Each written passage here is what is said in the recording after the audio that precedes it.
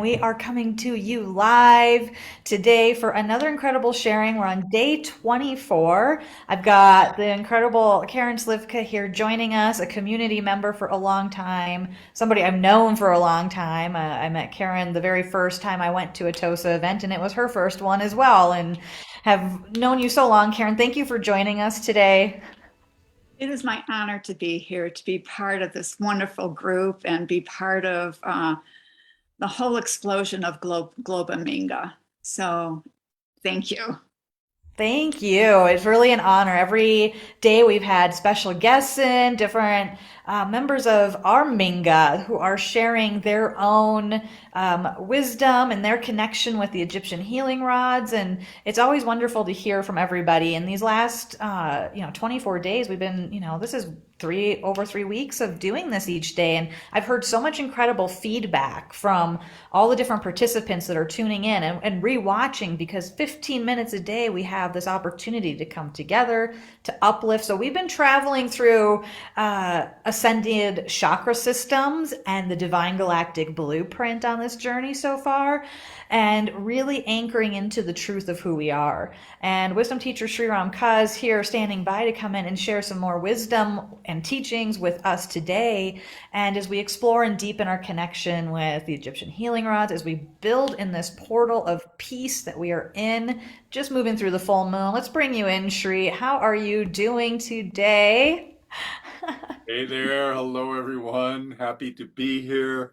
Golly, what fun we're having here. And so, I was just reflecting, and welcome, Karen, that the whole understanding of the Minga, the word itself is used in different ways around the world. However, in the indigenous traditions, this is about community helping community, people participating, and it's just so much fun to be part of a global Minga rather than the hometown Minga kind of thing, because we are really reaching around the world with our love, with our energy, and it's a beautiful service to have technology that'll let us see each other and talk together. So welcome everybody. And yeah, we've been at this for about 20 days now, huh? And we're going to keep going until Peace Week begins. Right in there, we'll transition next weekend. But I have some sharing. Should I get on with that now? Would you like that now, or we want to do some other The sharing? crowd says yes. Let's hear it, Sri. Please share with us. I'm going to have spotlight you, and we'll bring Karen back in to do some sharing when we're closing out today. Okay, cool. That's great. Well, Awesome. what I have to share with you is related to the process of self-ascension. And it's important to recognize that ascension is a misunderstood word, because in a more traditional biblical sense, it's something that happens after you die.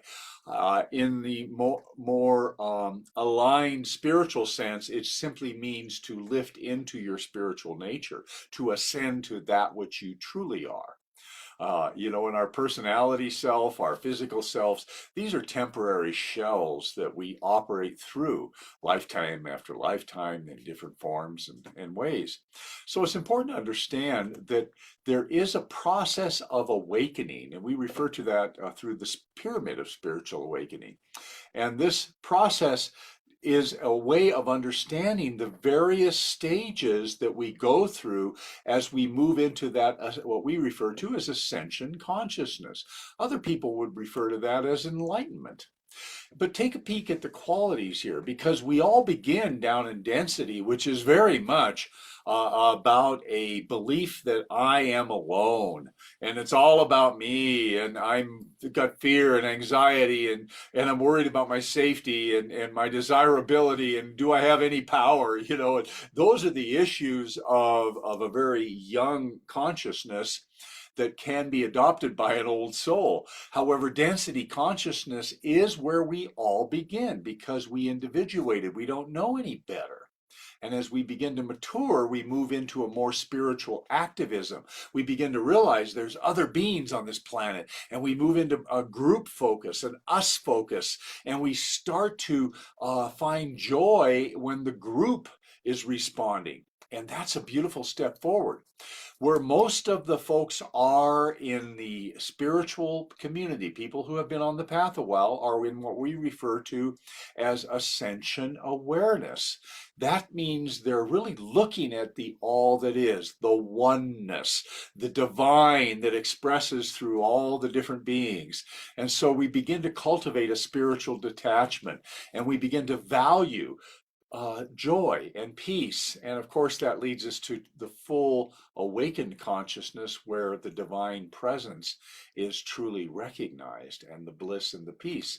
Now, one of the things that's important to recognize, we all touch various experiences at different times in our lives, either through a crisis or through a wonderful moment, a workshop, a meditation, an experience. But I want to bring your attention to something, and that is that there is a universal pathway through all of the foibles and fears and subject and object of density. And that pathway is what we refer to as the joy portal. No matter where you are in your evolutionary process, if you can find joy, you will lift to the next level, whether it's momentarily or for a long duration. So it's really important to find things, activities, and orientations, psychological orientations that bring you joy, because joy will lift you out of density. It'll bring you into a more of a spiritual, activistic focus, where we begin to see the value of how we interact in the world. And then it brings us into the ascension awareness, which is about being in the world and not of the world. And so you can see it lifts right on up. Now, that joy portal can be supported through the use of the Egyptian healing rods, and there in it where we bring it full circle. How do we support ourselves to get out of the hypnosis of feeling less than, the hypnosis of feeling separated or in scarcity consciousness? Because when we move into our true nature, when we move into that abundant moment, all is there. We're not wanting anything when we are in connected consciousness. And I know you've all touched this. The key is, how do we cultivate the state of being that will allow us to remain connected to our divinity, connected to oneness, while still having a dance here, while still having a body and having a job and having family? And the key is to follow your joy, to lift your energy, and to do the practices that keep bringing you back there. Because density, mass consciousness, is hypnotic. It's filled with Velcro, emotional Velcro, things that will kind of, pull you into a state of feeling lost or alone or depressed or angry or sad. You take a look at all those feelings. In fact, let me pop up one more little share screen here. And this is one that is one of my favorites. I bring it up frequently. It's a reminder that, take a look at these feelings down here: shame, guilt, apathy, grief, desire, anger, and pride. Those feelings, which are so common in density, calibrate below 200. And anybody that hangs out in those states long enough will forget who they are. When you're below that line of 200, which is, we're referring to David Hawkins' brilliant work, 30 years of work he put into calibrating consciousness. Those states do not know the difference between what is life affirming and what is life defeating, because they are so self-absorbed. Pride, anger, desire, fear. It's all about me, and thinking I'm going to lose, or I need to win, or whatever. And you could just see how it kind of gets obvious when we detach ourselves and we look at this from a more abstract or detached manner. So the moment we start lifting into courage and start trusting life, we cultivate optimism. We then cultivate the capacity to forgive the seeming transgressions, to forgive what has happened in the past, because the past is over. We only have now and what we're creating to come into the now, the soon to be now. And so these are the real powerful states of consciousness right here. This is where we're evolving and into a sense of understanding everything. And it doesn't mean you know everything. It means you're open to understanding, open to accepting. And that is the springboard to love, gratitude, joy, and truly ascended peace. Where does it begin? It begins with a choice. Are you ready to choose joy? Are you ready to choose the tools, the community, and the practices that restore your connection to who you really are? Because that's what this is about. That's what the path of self-ascension is about. That's what healthy community is about. We love each other, we congratulate each other, and we start mirroring back and forth the energy of the highest namaste. It's a joy to see you. It's a joy to be together. And I feel that every time we come together here on Facebook, and I know many of you do as well. And the only difference between the one who feels it and the one who doesn't is one breath. I choose to breathe in joy and be completely at peace with and happy with this moment. I choose to inhale joy. And I am at peace with this moment. I am happy with this community, this now, this being. As you practice affirming, you open the gateway to a lasting state of attainment. If we don't practice, we don't move, because there's inertia, there's Velcro, there's hypnosis. All of these things are the gymnasium of Earth School. And we flex our spiritual muscles and we learn to have fun in the gym, but not let the hypnosis define us. And so that's my message for today. I'm so happy that you're here. And Karen, I want to invite you to come in and talk a little bit about how you've been using the healing rods and how they are supporting you. Okay, the rods have been a wonderful, wonderful tool. And my life, my inner reality has changed so dramatically since using these rods. I'm always consciously aware of the choices that I'm making.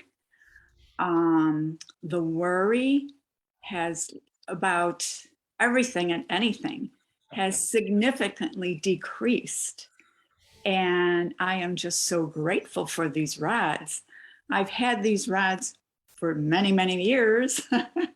And unfortunately, they sat dormant until these 15 minutes a day started. And it's been spectacularly amazing. I have 3 sets of rods that I use. The star consciousness, for if I need to lift up, if I cannot just lift on my own, then that will bring me into a better state of balance. There is also the crystal 2 rods, and I know that's used for visioning, but I also use it to support my body and any of its aches, and then to assist with the emotional attachment to that. I would sometimes bring in the amber rods to better restore the body, to get to purify the body, to clarify things. And just recently, I'm experimenting. Maybe you could shed some insight on this with a couple of things. Sammy, my little dog, has some issues with his joints, so I've been placing the rods on each side of him for a while. Oh, nice. Time will tell. I don't know where this thought came from, but there's a Chinese meridian clock that will let you know when the energy of the meridian is at a higher point. And so I know some of my meridians are off. And if that time is available to me, I will use the rods to further amplify the meridian and the organs connected with that meridian. Yeah. So it's been a very, very enlightening, joyful experience with the rods. Super. Well, I'm glad to hear that they've come back and enlivened your life. And it's like that a lot with things. Sometimes we go with and work with something for a while, and then we sort of out of sight, out of mind. We forget about it. It's nice to reconnect and discover at this point in your journey what will support you best. And to be open. The one tip I want to offer to you for Sammy and for any of you folks out there that are working with bodily issues, generally the rod's quartz will be closer to what you need. The rod's crystal are great for people who are on their spiritual path and practicing the yoga of self-ascension, because the rod's crystal go right up to the sixth chakra. And what it stimulates the pineal, it stimulates the pituitary. So those are the organs. The pituitary balances the body because it's the master gland, and it's going to stimulate your endocrine system. And when endocrin's functioning, we've got a little more zip, you know. and the pineal is that center of light in the sixth chakra. So for Sammy, he would do a little better with a lower frequency rod, because his lifetime as a dog is not the one he's going to become the ascended master. Not normally. I haven't seen it yet. Maybe he's the one. I don't know. So why not? Let's start him off by helping his body. So the rod's cont or the rod's quartz would be ideal for that. However, for all of us out here, when you gaze at another being, whether it's your cat, your dog, your bird, your child, your friend, and you gaze at them with love and see them filled with light. And when you can hold the rods yourself to build up your energetic cocoon and breathe and be with them a few minutes. And then if he's there with you, or you walk into the room and lay hands on this other being, the transference of energy is profound. So this is something for all of us. As healers, we're all healers. We just need to gaze with love at another being, and we send out healing energy. But when we enhance our own energetic aura and vitality, and then extend, placing hands or just extending love to another being, it's gonna go to them. So that's a trick that I think you can use often. Yes, indeed. Most. I love it. And I just have one other quick thing. One practice that is so easy. Sometimes life gets busy over here for me, and all I have really time for is just putting my hands together at the heart center, bowing my head, and offering with gratitude, offering sincerity and gratitude to the divine. So that is just so simple, so easy, and it could stop me in my tracks, and it's like 2 seconds, and I feel wonderful afterwards. And then the joy that exudes from that little interlude extends beyond those 2 seconds. Absolutely. Beautiful. You know, the ability to reclaim our mastery is just a breath away. The key is do it. Take that breath and say, thank you, God. Thank you, Spirit, and be there. And thank you for bringing that forward for all of us as a reminder. One last thing, these rods have finally released my entrenched stubbornness.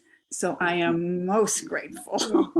All right, so we're unstuck a little bit better here. We got some flow going on. I love it. Keep going. We'll check back in with you next week. I want to do more. Yeah, absolutely. Thank you so much, Karen, for joining us. Thank you, Shri, for opening the joy portal for us. And I look forward to being with everybody tomorrow, again at 6 p.m. Eastern here at Facebook Live, and see where we journey next. See you there.